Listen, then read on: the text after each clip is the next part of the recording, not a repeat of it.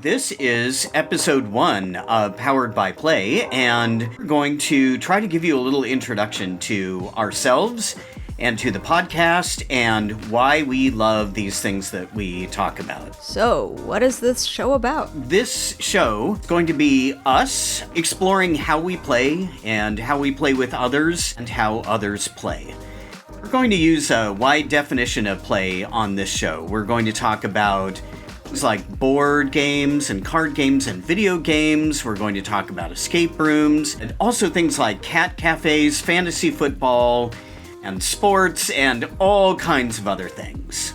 So why are we called Powered by Play? Well, we chose this title because play is a powerful cultural and intrinsic phenomenon that empowers us to take agency, to learn about power dynamics, and to see what you can do when you experiment and try something out. It's how we feel fulfillment, can feel that sense of purpose, potentially. We can learn through play, we can connect with others, and thus all of this kind of encapsulates a feeling of empowerment through the form of play, and also hoping that we can challenge modern power dynamics through our usage of play as well. Alrighty, Drew, press play.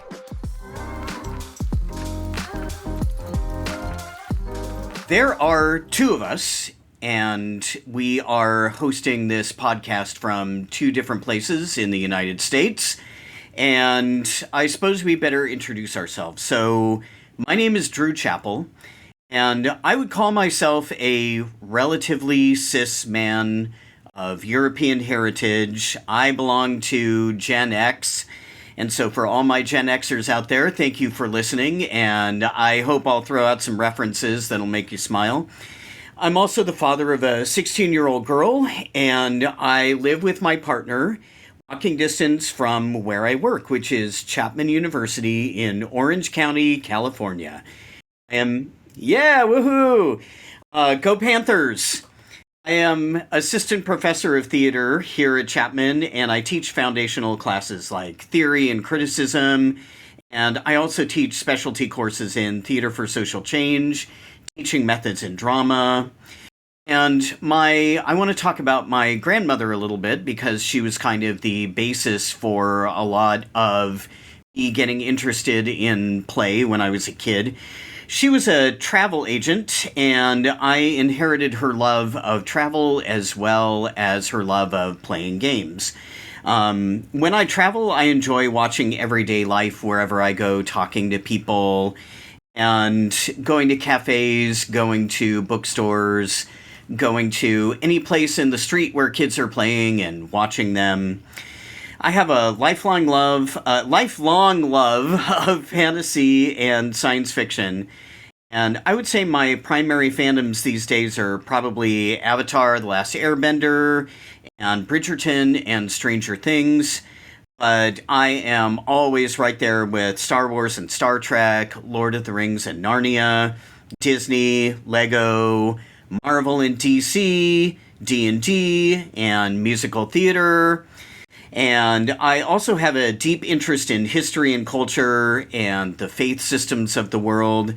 It's about everything that's human, I would say, brings out my curiosity. So that's me. I'm Avery. I actually studied under Professor Chappell back during my undergrad.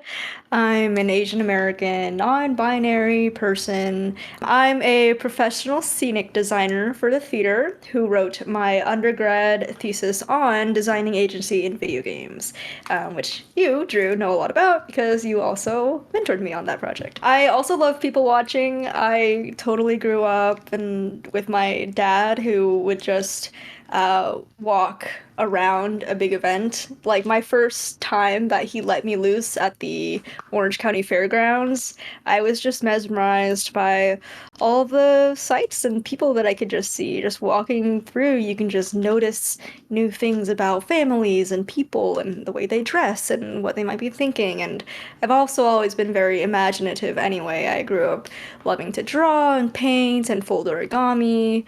I loved reading those fantasy, adventure, espionage kind of stories. And I also always played a lot with my siblings too. So I'm a middle child, so I got the best of all the worlds. And we would play Nintendo 64, like Super Mario, and we'd play lots of board games. And my older sister, she was the one who was always like explaining the rules. And I was always just like, whenever we got a new board game, we would just like hand the instruction manual to her, and she would just be like, all right, here's how you play. And she still does that to this day. She's still always the designated rule describer. Yeah, I love roleplay video games. Um,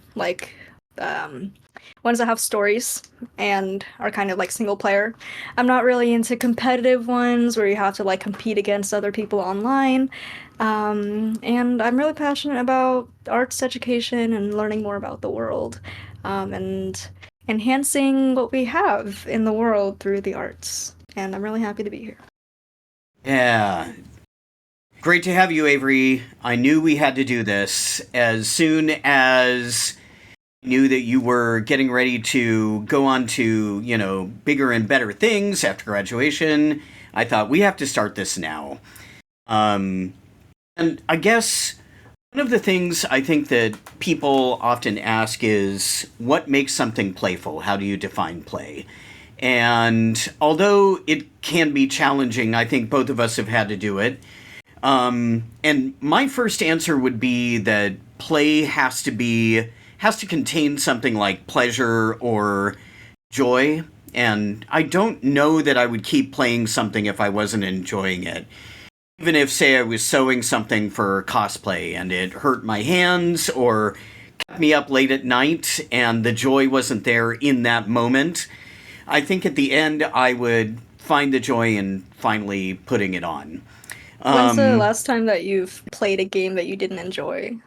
oh man, if you hear my friend Matthew tell the story, I was playing a really heavy board game called Weather Machine, and it was just too much for me. It got on top of me, and I spent seriously, Avery. I spent like an hour setting up this one combination. And then, because of the way that the luck played out in how the kind of bot moved around who activated certain actions, missed my timing, and I was not. So I had like 2 points, and my friend Matthew had around 30, and I think my friend Christian had around like 10. And I just went, guys, I don't know what I'm doing. Please take over for me. I am getting frustrated right now. There's this, Avery, have you heard the term table flipping? Yeah. Yeah. The first time Yeah. that I learned about that was probably in like the early 2010s. It's like you could type it into, there's like an emote for it.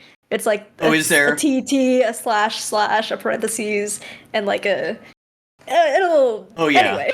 Oh, yeah. I'm sure someone out there I knows.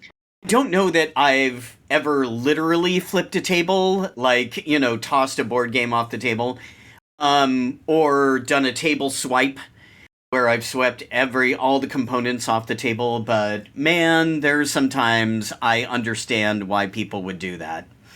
But yeah, so I think sometimes the joy in a game is just finishing a game, Avery, you know? Whatever happens, it's kind of like, okay, I did that. Ready to move on. The first time that I played the Pandemic board game, Oh, yeah. it was my sister explaining it with me and like some other people, and I could not understand it for a while. There were just too many words, cards, pictures, colors.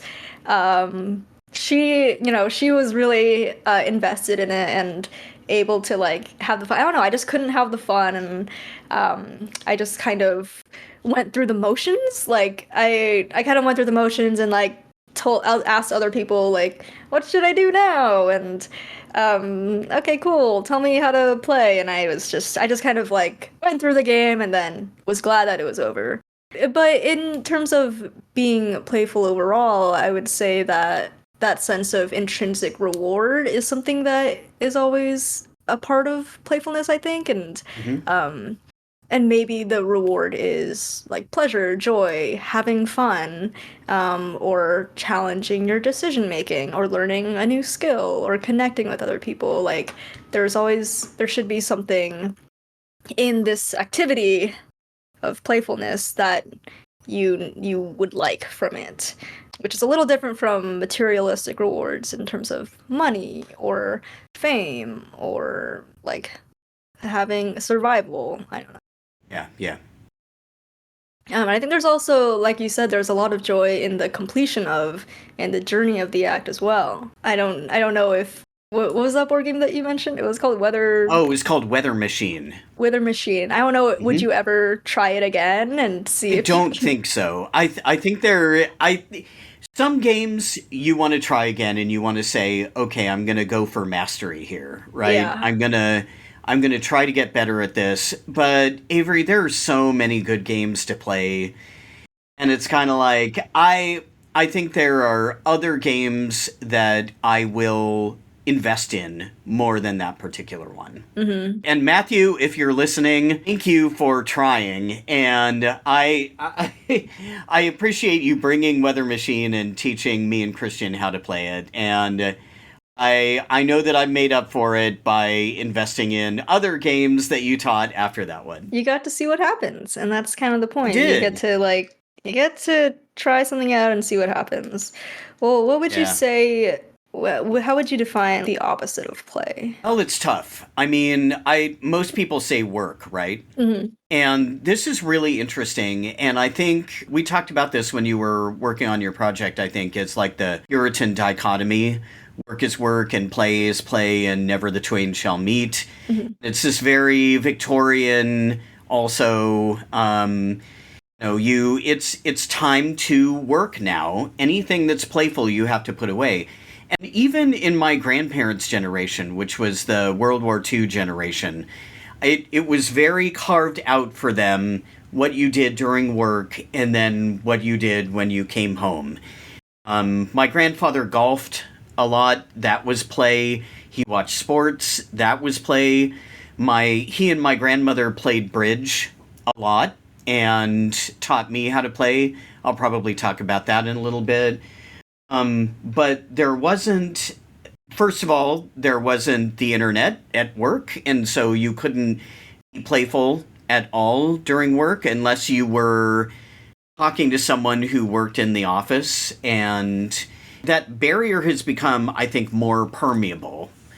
What do you think? My instinct would always be to say play or work is the opposite of play. There's different spheres that society has created for us in the world where some things are serious and some things are playful.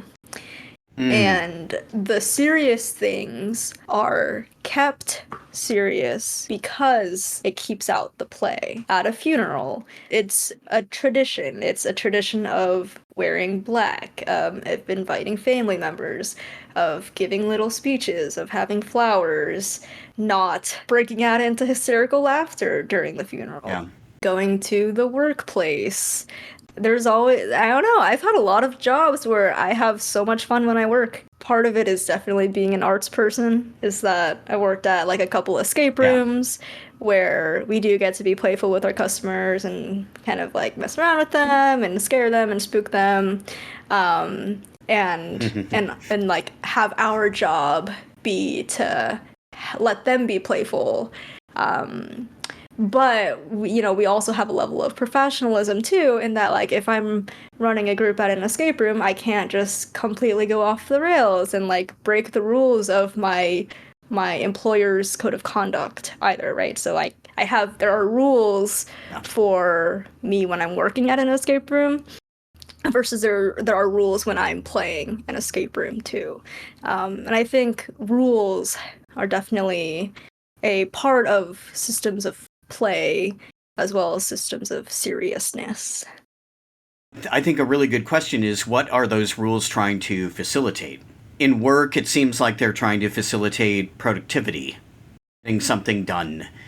And in play, you're still trying to be productive. You're still trying to get something done. Whether it has material value or monetary value is different. But, okay, so I was watching Ted Lasso last night, and there's some play that does generate monetary value. The guys, the footballers, they will get paid for the play that they engage in. Even the playfulness, if you want to take a meta level, even the playfulness of recording an episode of Ted Lasso and being playful in the way that the actors portray their characters and things. There's monetary value.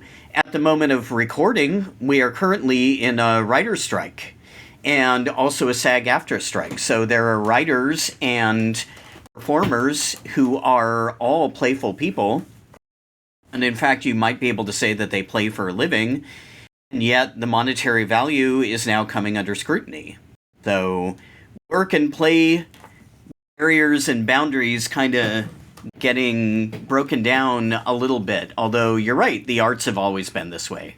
So, how would you describe the line between play and the rest of life? Great question. I think I'm still working on this, Avery. There are times when play is very specifically defined. When I sit down to play a game, or when I play Exploding Kittens with my daughter, for example. You know, you're going to start the game, play the game, and finish the game, put the cards away, and maybe go and make something for dinner.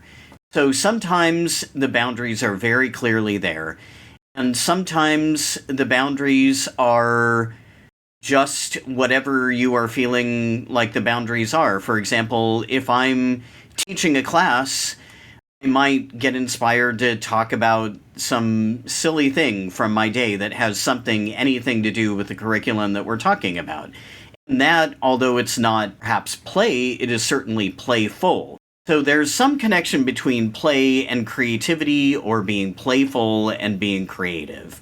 And improv, trying to... I love improv. I know. I've never been very good at it in sort of the classic improv sense. Me neither. I tried it in high school because I loved it, but I just couldn't deal with getting put on the spot like that. I know, neither could I. All the times in my life that I have laughed the hardest, many of them have been at improv shows. Yeah. There's something about the spontaneity and the zaniness that it's kind of like a chemical reaction that can only happen right in front of you. Absolutely. What about being voluntary, Avery? Being voluntary or being compelled? Well, first I actually want to address one thing that you said earlier about like putting the cards away. It just sparked a memory in me of having to put away the cards after you finish playing a game and being a little kid and not wanting to, because that was work. You had to clean up. You had to clean up the mess that you made. Yes. That's not fun, but we had to do it anyway. And sometimes there were consequences of like parents yelling at us, or other siblings, other teammates yelling at us like, "Hey, come on, help clean up," you know. Like the team regarding that. That's just like a memory that you sparked. What'd you ask? What about being voluntary versus being compelled? There have been some times where I kind of had to play with my siblings, or even when my parents would go. We went to like a lot of Buddhist temples growing up, and there would often be like other families and their kids are there, and of course our parents look at the other kids and they're like, "Oh, they're the same age as you, Avery. Go play with them." Oh, yeah. And it's funny because in the Vietnamese language, they have like a subjective pronoun system. So basically my parents would say, "Đi chơi bạn," which means go play with your friend. But like, they're just using that pronoun because that's like how the pronoun works. Like, bạn means friend, but me, being raised in America, I'm like, they're not my friend. I don't know them. How am I gonna go play with them? What do you want me to do? What do you want me to say? You can't just point at someone and tell me to go play with them. And that didn't feel very playful for me because somebody was telling me what to do.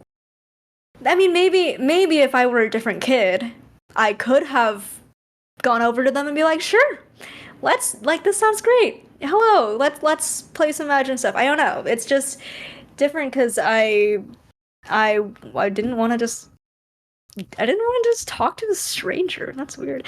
Yeah. But there's something about a hook in play, like there's some games that are challenging enough that it keeps you coming back for more. Yeah. And it that's kind of the situation with things like Mario, where the levels are increasingly difficult, and yet there's almost something about wanting to complete the game that's actually involuntary. It's true. And a lot of apps are set up to keep you coming back because of these sort of phantom rewards, right? You get false coins or stars or something like that, and then that will help you as you move on to the next level. It's almost like a carnival game, because I am pretty sure that some games that are app based are not going to let you complete a level unless you actually pay for the thing that you would need to complete the level, which normally you could do if you simply spent enough time. But sometimes it almost seems impossible, like trying to climb that ladder in a carnival game, right? That's just not going to let you back to the OC Fair, Avery. That's going to flip over and dump you on the ground before it'll let you climb to the Yeah, top and win it's the actually prize. designed to make you lose and keep trying. Absolutely. Yeah. My first experience with those online games was Farmville on Facebook. Did you ever play Farmville? I think I tried it a little bit at one point. Yeah. I created an account on Facebook before I was 13. I definitely lied that I was 13. Oh, And I know, confession time. I know, I hate that I'm admitting this on the internet because maybe I'll get arrested. I don't know. I just wanted to A, send pokes to my friends, and B, play Farmville. Ah, And nice. they have like an energy system, which is a lot of modern mobile games do now. Is that there's that energy bar, right? The energy bar, and you can only water a certain amount of crops, or you can only harvest a certain amount of trees. And then once the energy runs out, you have to wait. You have to wait for it to refill. Or you Oh, can yeah. pay it, like, you can use real money to pay for gems and skip that waiting time. Doesn't that sound great? And I never spent real life money on like those kinds of mobile games because I was smart-ish.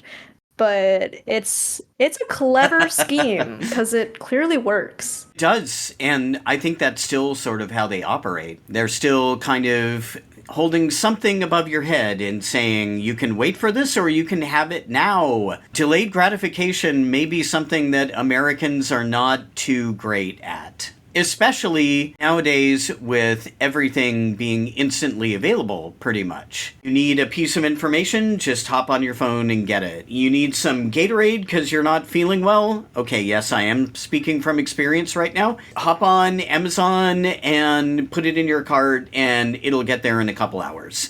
So, waiting perhaps is something that we're not as used to as generations were before. Can we talk about books for a second? Because We can definitely talk about when books. I was a kid, I devoured books. I took them from the library, the school library, the public library, whatever. I inhaled it through my eyes, and I returned those books and I got more ones. And nowadays, I read maybe a book a month, if any, and I have to actively try. I have to actively make myself read. And I still, love it. And I'm like, dang, I should read more whenever I read a book. And it's really hard for me to read nowadays because Oh, there yeah. is the internet, there is streaming at your fingertips. There are tons of video games in at my fingertips too, and my phone and social media and the Nintendo Switch. You can take that everywhere. Why would you take a book with you when you can take your Nintendo Switch with you? Not sponsored by Nintendo, but there No, are not at all. there are so many alternatives to the slow burn that is reading. And I'm trying to read again. I've been slowly working at it, but it's an active effort. It's like an uphill battle. Yeah, no, I found that as well. I'm working my way through the first Dune novel right now because Dune Part 2 is coming out and I need to make sure that I have that book read by the time the movie comes out. But reading is just constant decoding, and it's not visual like a Nintendo Switch game, or even kind of looking at something online where you have something besides text to kind of pay attention to. It is just straight up decoding. And I think I read something somewhere. Now I'm going to be accused of not being a great scholar because I'm gonna do this very nebulous. I read something Oh somewhere, no. but it's true. I read something Oh no. somewhere about reading being one of the hardest things to sort of teach your brain to do. And the decoding, the linguistic decoding or the symbology that is involved in learning to read is really high level. And we teach kids at a very early age to start. But it is certainly so much more effort, brain effort, than sitting down and choosing your Mario Kart and thinking, how am I going to get through this level? What is the roadway doing? Okay, I have to shift this way because the roadway is doing this. Mm. So I'm not surprised that reading is kind of, I don't want to say falling out of fashion or anything like that, but perhaps not being chosen as quickly as other playful activities. We have to read all the time, Avery. We're reading in order to make this podcast and make sure that everything is lined up and stuff like that. And so there's a whole lot more reading to do now than just reading books. I think it's important to also clarify for our listeners too that reading is a form of play. In my mind growing up, whenever Yes. I read Percy Jackson or The Magic Treehouse, shout out to that. I Oh, yeah. was obsessed with those books, and it Yes. was, well, specifically even Magic Treehouse and Percy Jackson. Those specific ones were like magical realism, and I learned about Greek mythology, and then Magic Treehouse taught me about literally everything. They covered so much. Mary Pope Osborne, Yep. what an interesting time. Um, like riding with dolphins, going with Oh, yeah. dinosaurs, having fun with ninjas, being spies. Well, I don't think they were spies actually. Maybe they were. I don't know. Saving the world. Jack and Annie, I'm Yeah, sure, were I spies would at one love like point. a edgy like adulthood Jack and Annie like spy thriller. That would totally Ooh, be cool. nice. And my favorite part about books was that once I finished the book, I had a whole world in my imagination. I had all these memories as though I had gone with the characters themselves. I was, I was, I was empowered, and I had something in my imagination enhanced through the words off the page. So, just a reminder to people out there is that just because something is not a game does not mean that it is not inherently playful. Oh, yeah, for sure. I remember back in Gen X, we had choose your own adventure books, Yeah. which are now kind of called game books under a broad umbrella because not all of them are specifically the choose your own adventure brand. But man, Avery, those things were like life changing. They really were. And figuring out, oh, I can kind of control the narrative here. I can try something. I can rehearse something by reading a book, see if it works. Oh no, I fell in a pit and died. I better go back and rehearse a different choice and see where that takes me. It was freeing, I think, for kids back then to see that and they were written in the second person. You do this, you do that. What do you do? And that, I mean, talk about immersion. That brought me right in and helped me figure out I am a part of this world instead of. I love Magic Treehouse too. I read them to my daughter for a long time. And instead of kind of Jack and Annie and thinking, oh no, Annie, don't do that right now. You really shouldn't talk to that person. It was you, the reader, trying to figure out should I talk to this person, and a really good kind of entry point to old school role playing games, RPGs.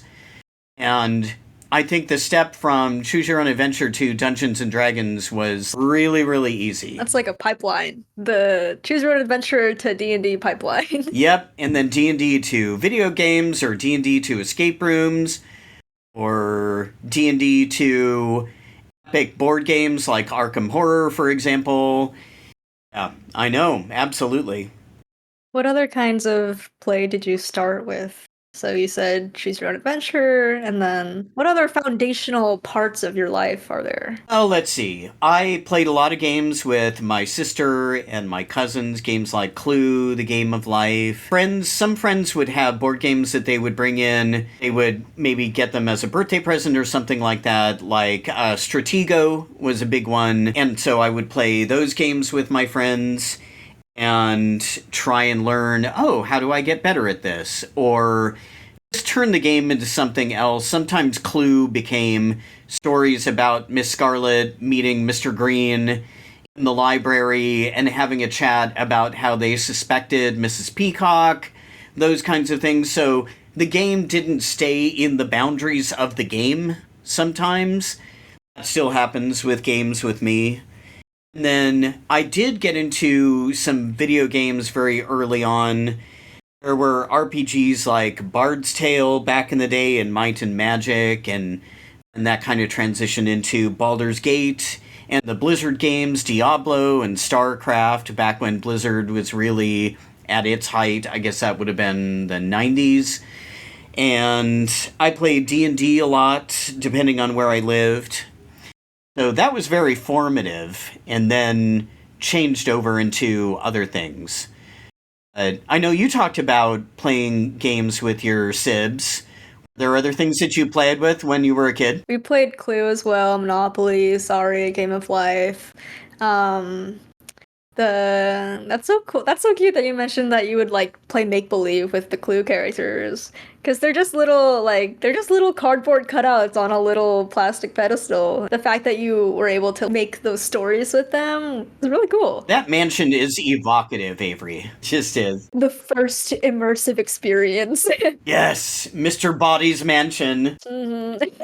I was always a fan of make believe too. On the playground with some of my friends, we would always just have storylines of catching a bear. I think, yeah, my sister and her friends had like this rhyme of like we're going on a bear hunt, going on a Oh, bear yeah. hunt, something like that, and we would just like troop around the playground and like run from the imaginary bear or fight the imaginary bear or oh my god, we would also catch Pokemon on the Oh, playground. nice, nice. Like my siblings and me and my sister, again, like the older sibling that she was always phenomenal at like she is just a great game master, honestly. Like growing up, she would be like, "Oh, look, there's a Pikachu. What do you do?" And I would just like, "Yeah, I'm going ham."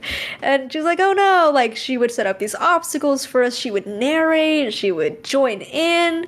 She was a wonderful older sister in that regard. And even though we fought over the player one remote control a lot growing up, we still had fun. My siblings and I, we definitely played Nintendo 64, Super Nintendo, Super Smash Brothers, Mario games, the Pokemon games, Donkey Kong. The thing about Donkey Kong was, that's a two-player game where you are, these two characters and you're just like going through the levels and stuff, but there's only two controllers.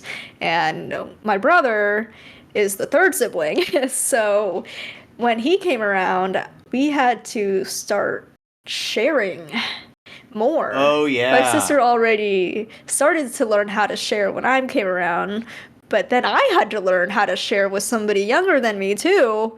What? Like the whole situation was added to. There were a lot of times where we would just like hit each other with the remote controls. We would like rage quit and we would argue like, "Oh, give me more time." Or when we got really petty, we would set a timer and be like, "Okay, you played for 15 minutes. Now it's my turn to play for 15 minutes." And then get mad when Nice. your 15 minutes is up. Stuff like that.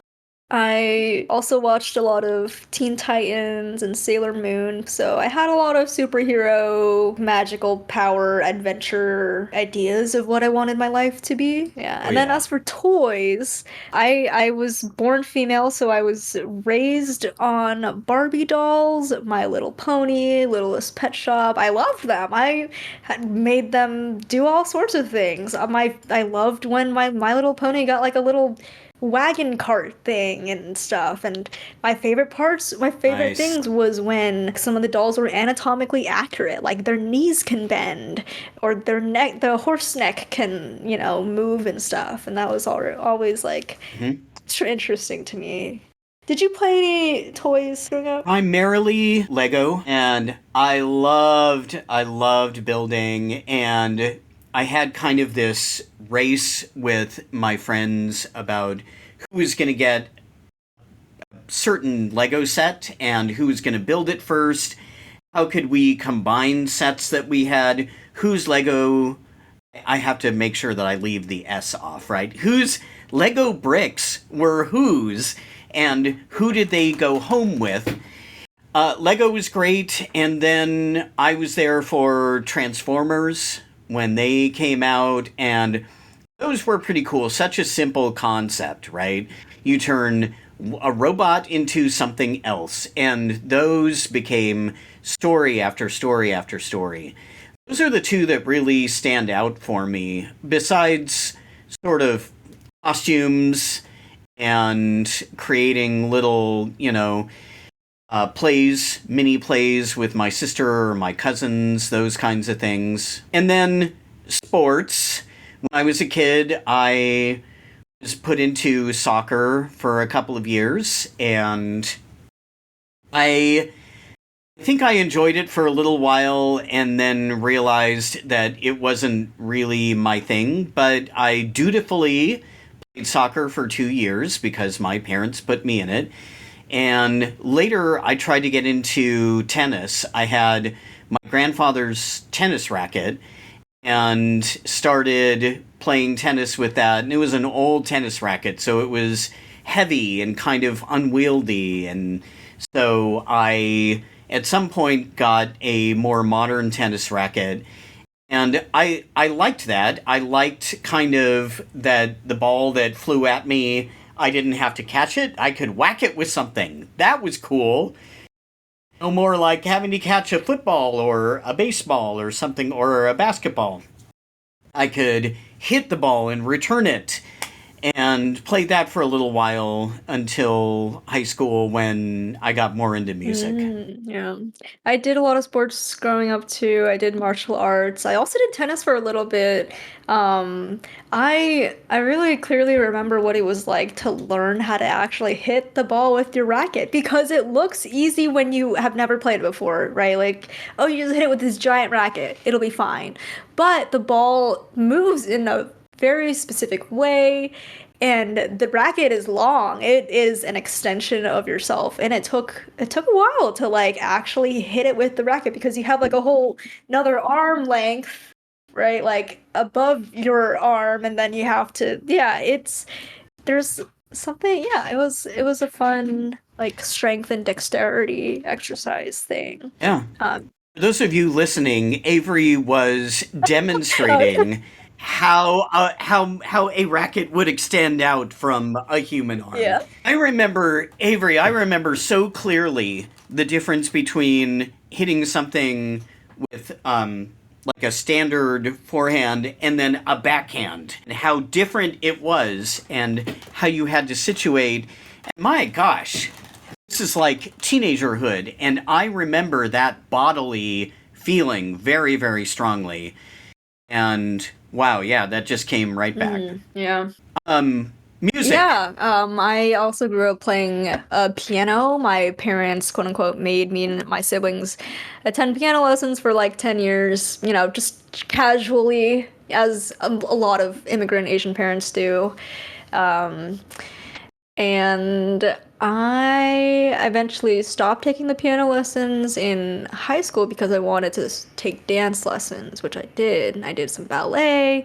I also did dance in high school too, but I've also been like self-taught guitar growing up all the way too. I actually just got an electric guitar last month when I moved here to Illinois. Um, Nice, and Avery. yeah, playing music is such a thing. Let's talk about playing Yeah, it music for is. a hot second. Let's talk about playing music. Yeah, let's do that. And playing music and singing. And yeah, when I was a kid, my first instrument, besides learning the recorder Oh, the when I was in elementary recorder. school, remember the recorder? Yeah. That was a cool thing. Was trombone. I inherited a Wow, you are trombone. inheriting a lot of Um, things. I know, man. I get so. My dad gave me his trombone because it was the instrument that the family had, and it was like, we're not going to buy a new instrument. You can play what I played and what your Uncle Chris played. So I played trombone. Now, for somebody who is on the shorter side and whose arms are a little bit probably shorter than the standard guy's arms, working that slide all the way Oh, out and wow. holding that thing, it was a little bit of a challenge. I think that in concert band and jazz band it was easier than in marching Mm. band. But Avery, I just learned about, have you seen this trend of trombone suicide squads? What? You seen this No, I don't online? know. Okay. I and talk about play. Okay, if you imagine trombone players in a parade, they all have that long slide in front of them, Yeah. right? So the Suicide Squad folks will do this thing where, and I'm going to try to describe this verbally and create a picture for our listeners Okay. here. The trombonist will stand and say everyone's pointing forward with their slide. Then they'll do things like the person next to one certain person will duck down and the person will move their slide to go over the head of the person next to them. Then they'll turn the other direction and the other person will duck down. So it's almost like it's choreographed, almost dance like movement with the fear of being hit by the slide if you don't get choreography exactly correct. So, in other words, it's not enough to actually play the trombone now. Now you need to be able to coordinate movement with everyone else in the squad and create these really interesting pictures of music and death defying stunts. So, thankfully, trombone suicide squads were not around when I was a kid, but I played the trombone for 8 years. So, elementary school, middle school, high school. And then I did the whole self teaching piano and self teaching guitar, just enough to play some chords. And I am learning guitar and electric guitar.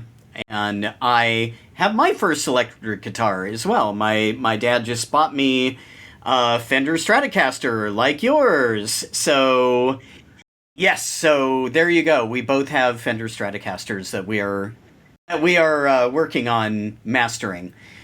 So music was great, and then I sang in my church choir and in some choirs in school. Did you sing, Avery? Did you get into singing? I did have to sing during elementary school every day, and I kind of have been doing it on my own ever since. I've always kind of like been a singer in my heart, and I've done a couple open mics as well, where I did like poetry and I did sing songs on my guitar. Um, I I really enjoy how different it is to practice music by yourself versus with another group. I remember the first time that I joined orchestra was sixth grade, and so up until this point, um, from kindergarten to 6th grade and on, I was taking solo piano lessons with my teacher.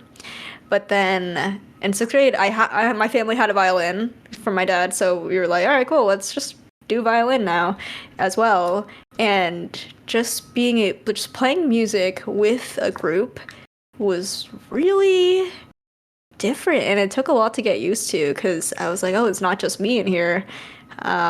We have to perform as a team, and I'm not getting the one-on-one attention that I got during my piano lessons. And also, I kind of liked it because I had some friends that had to spend time with me. Like, we had a collective kind of spirit, and we had common goals, and we were able to play together and learn from each other and try to make something cool. We probably sounded really bad at the end, but we worked really hard, and I had to get up really early for those anyway. Yeah. I love the idea of what is solo versus what is a team, and how is a sports team a little different than a theater ensemble or a band. Maybe that's something we can explore somewhere down the line. Should we bring ourselves up to date on what we are playing now? What are you playing now, Avery? So literally this week I started playing Dave the Diver, which is a video game recently came out. Basically, you are Dave the Diver, and during the day you hunt for fish, and at night you run a sushi restaurant. And it's phenomenal. It's got like pixelated-ish graphics as a style, with a really serene and immersive ocean atmosphere. And then the time management aspect of the restaurant management, which I didn't mention before, but growing up, flat computer games and flash games, totally like I was totally obsessed. There was of course like the CD games that was like Barbie horse, Barbie detective, Barbie veterinarian, and like Oh, Putt yeah. Putt, Freddy Fish, and then like flash games that were like restaurant time management ones. I get so excited whenever I meet someone else who's really into restaurant time management flash games because they were my obsession growing up. Like serving customers, getting the food out on time, cooking, getting that money to upgrade your restaurant so that you can keep, Oh, making yeah. more money. Like, I have actually recently been getting back into there was a computer game franchise called Delicious. It was like Emily is this like chef who has big dreams, and then you just run her restaurant. Which is funny because my partner actually makes fun of me all the time when I talk about restaurant management games because he's like, "Why do you always work? You're supposed to be playing." And then I have stress dreams about like work and restaurant management, and then he's like, "Okay, I'm putting you on a timer, only 30 minutes a day," which has helped. Oh, boy. But yeah, there's like a mobile game version of that Delicious franchise now, so I have definitely been playing a little bit of that as well. But I love RPG games like Grand Theft Auto, Red Dead Redemption, Assassin's Creed, Stardew Valley, and also simulations and city building ones like House Flipper. Okay, there's a lot of games that I'm gonna House Flipper, Car Mechanic Simulator, PC Building Simulator, Power Wash Simulator. I don't know what it is about like doing work as in a game, but it lights me up. Like the fact that I get to go in and clean a house in House Flipper and then redecorate Oh, it to my yeah. every desire and make money. Like it's fun. It is so fun to flip houses. I don't know if I would actually do it in real life, but it's certainly some I don't know. And strangely educational too. Car Mechanic Simulator, it's basically a game where you are a car mechanic and you just fix cars. I learned a lot about cars through that game, surprisingly. I mean, I don't know, I I didn't like bet. retain much of it, but like I now know certain vocabulary terms within the car. And that was kind of an improvement. Yeah. And then um, Nice. And then another management thing is Overcooked as well. When my siblings and I discovered Overcooked, we were enthralled because it was the perfect thing for our dynamic. We could have up to 4 controllers connected. We could make chaos. We could work together. Like my siblings and I, we are a good team by now. After all our childhood Mm, years of like fighting and arguing over games and competing against each other, we are a team. We will we will maybe not succeed at every Overcooked level, but we will have fun and laugh. And I think that's my favorite part about my siblings is that the three of us know how to laugh and not take things too seriously. We're not over competitive. We don't rage when somebody else wins anymore. We used to. We don't flip tables or anything. We have good sportsmanship, and nice. I'm really glad that I have learned that growing up. Yeah. What Yeah. about you? It's such a sibling Yeah. thing. I I love that you create that bond through fandoms or through play and just say, all the things that divide us, there are things that connect us too, besides being part of the same family. And I will often call my sister if I find something new that's geeky and cool. And do you know that this exists? Or if she's very into like British history, particularly the Tudor era and also the Victorian era. And so I'll talk to her about, I'm learning about Victorian death rituals and Victorian death cults, and let's talk about that. And siblings are great for that. So, what am I playing right now? Oh my gosh. Well, I think primarily I play consists of board games and card games. And funnily enough, there's a lot of life simulation in board games and card games also. Agricola is one of the kind of standard board games where you are running a farm.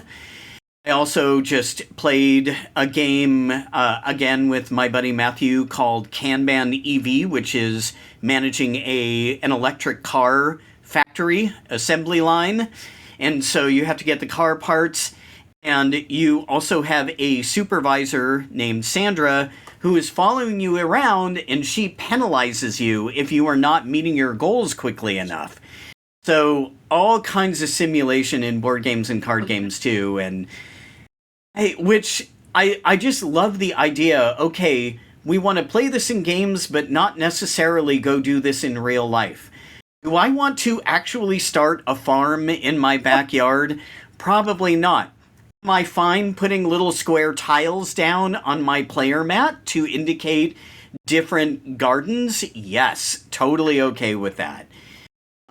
So simulation, I don't. I mean, I wonder where simulation really began. I remember when the original Sim City came out, and you were the mayor of a city, and man, that was pretty fantastic. Or Sid Meier's Civilization. Just in case being a mayor wasn't enough, you could rule an empire, and that was pretty cool. And I love these sort of ways that we rehearse for all kinds of different things in our lives, some of which we will never have happen. There's also a game called Power Grid, where you are attempting to link city to city with different power plants, upgrade your power plants, try to be more eco-friendly with your power plants. It's wild. There are a lot of board games and card games that are simulating stuff too.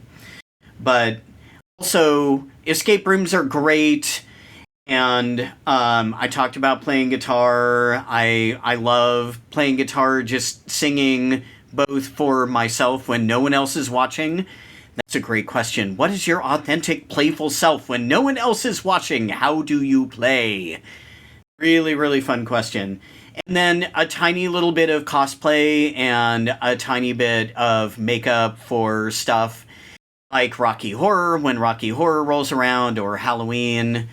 So a little bit of costume, and you might be able to file travel under play or as a playful pursuit. We can probably talk about that later in other episodes, but that's also something great. Yeah. Why do we do this, Avery? Why do we play? There's different things for everybody. Like earlier when you mentioned when we both bonded over our love for simulation games, I can think of more than several people who would be listening to that and be like, "What the heck are they talking about? Simulation games are Yeah. ridiculous. Why I don't like those. I like FPSs. I like first person shooter games, or I prefer puzzles. I don't really care for storylines, or I only prefer storylines, or I only play competitive against other people. I don't get why these losers, we're not losers. I don't get why these random people are so excited about power washing their car in a virtual game. That sounds terrible. And I think that is exactly the point. That is okay. Yeah. We play because there are things that just tickle our brains in certain ways, and because we are different people and we want to experience something sensory that focuses our brain in on imaginary circumstances and allows us to perform as someone that we want to be or want to become. We get to try things out and experiment and connect with others and even have shared interests about and where we run into a coworker at work, and that's always that wonderful moment when you and a coworker realize that you love the same game, or you love the same book, Oh yeah. or you love the same music. It's that moment of connection that's really an important part of why we play. Yeah, community Mm. building, which has become so much easier now than it was when I was a kid. If if I wanted to talk about musical theater because I had just seen Phantom of the Opera at the Amundsen Theater, right, back in the day, back in the 80s, I honestly cannot think of another guy who would have been interested in Phantom of the Opera when I was in my first couple of years of high school. Musical theater was not a big thing back then. I mean, there were big musicals going on, but it wasn't as much in the cultural consciousness, right? So community is so much easier to find now. I think that's wonderful. I think that we talked about rehearsing, we talked about kind of doing things that you wouldn't get to do in real life, and also just kind of escaping.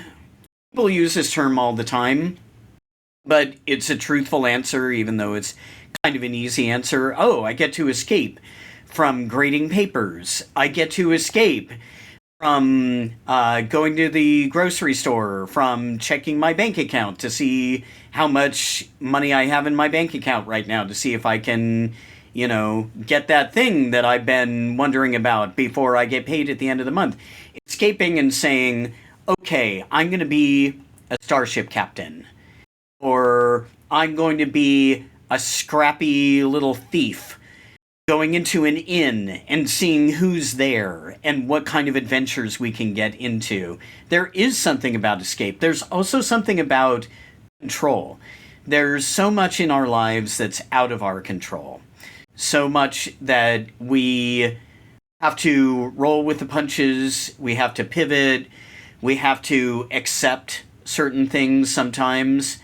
And having control over little sort of spaceships that are going to explore different parts of a planet, or having control over I just played a game called Pan Am that's about building a tiny little airline so that you can get bought out by Pan Am, and having those tiny little chips that mean that you have millions of dollars, but really they're tiny pieces of cardboard.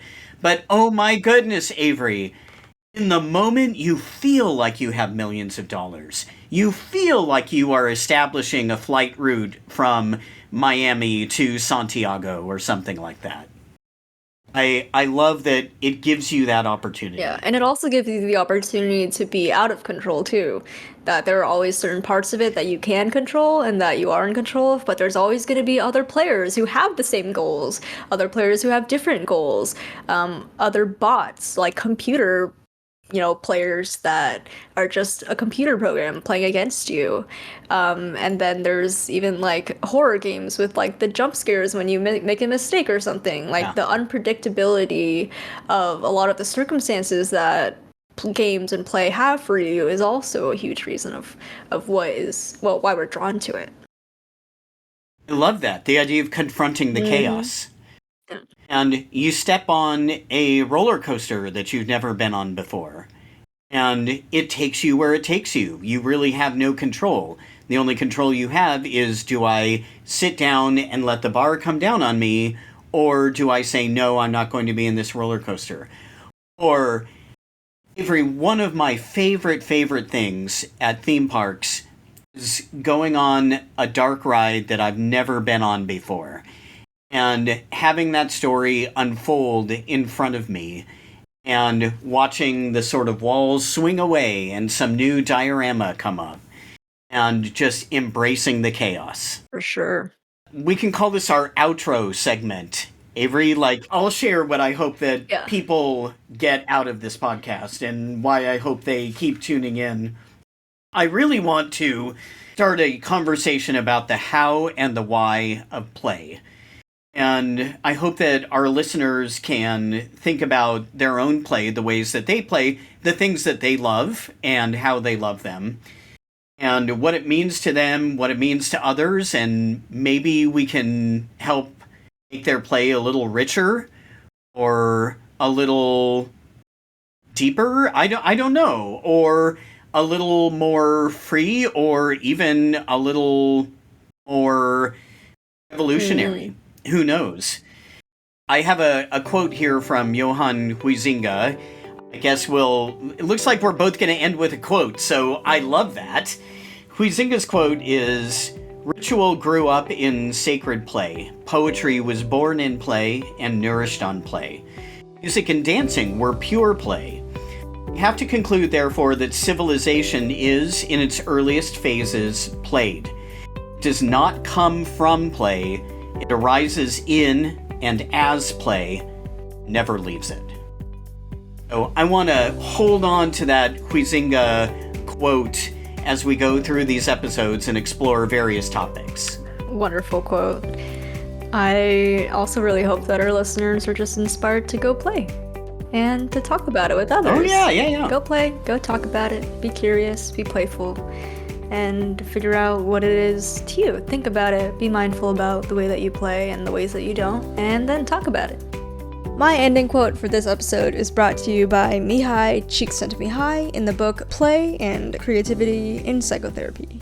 It is not play that leads to the freeing of the mind, but playfulness, emphasis on the last word. I resonate with this quote in the way that it shows us that play is not a what, but a how.